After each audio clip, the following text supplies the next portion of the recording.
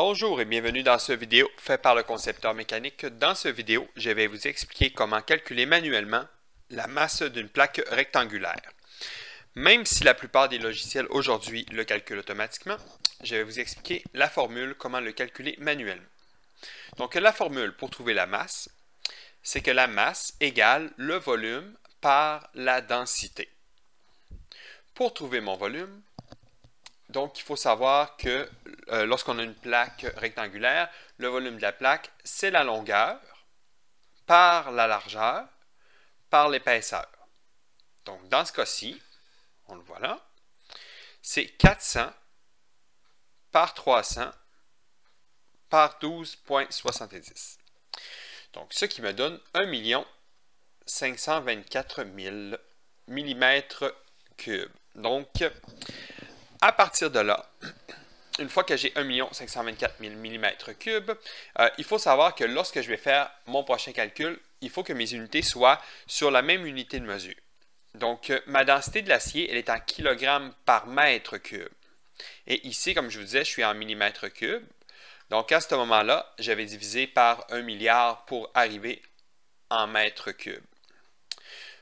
Donc, c'est important de le convertir sur la même unité.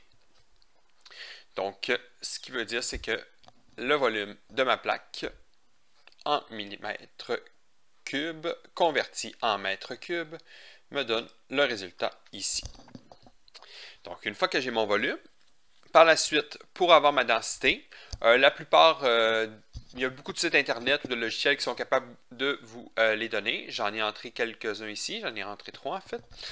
Donc, ici, comme je vous disais, la masse égale le volume, on l'a trouvé plus tôt, par la densité de l'acier. Dans mon cas, c'est de l'acier galvanisé, donc je l'ai ici.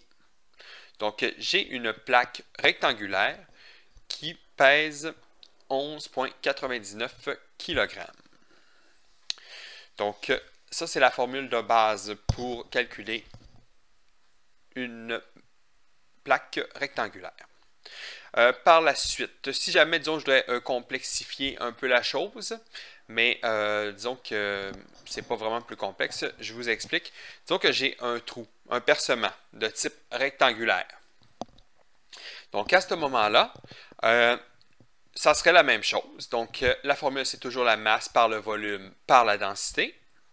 Sauf que là, il faudrait que je fasse la même formule que j'ai fait tantôt, la longueur, largeur par l'épaisseur, qui me donne exactement le même résultat que tantôt, que j'ai converti aussi en mètres cubes.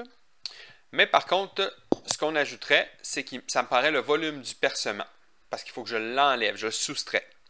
Donc, dans ce cas-là, c'est 125, qui est ici, par 125, là, par l'épaisseur aussi, qui est 12,70. Donc, même chose, j'ai mon résultat ici, je le convertis en mètres cubes. Donc, pour avoir à ce moment-là le volume total de la plaque, je fais le volume de la plaque que j'avais plus haut, moins le volume du percement. Donc, ce qui me donne la réponse ici. Par la suite, je reviens toujours à ma formule qui égale la masse par le volume par la densité. Donc, j'ai mon volume qui est ici. Donc, en fait, c'est le volume de la plaque moins le percement, par la densité de l'acier, qui dans ce cas-là est toujours de l'acier galvanisé. Donc, cette plaque-ci, elle aurait une masse de 10,43 kg. Donc, c'est tout pour cette vidéo. Je vous remercie d'avoir regardé. Si vous avez des questions, n'hésitez pas à me les envoyer. Et sinon, faites un petit like ou abonnez-vous à ma page. Merci et bonne journée.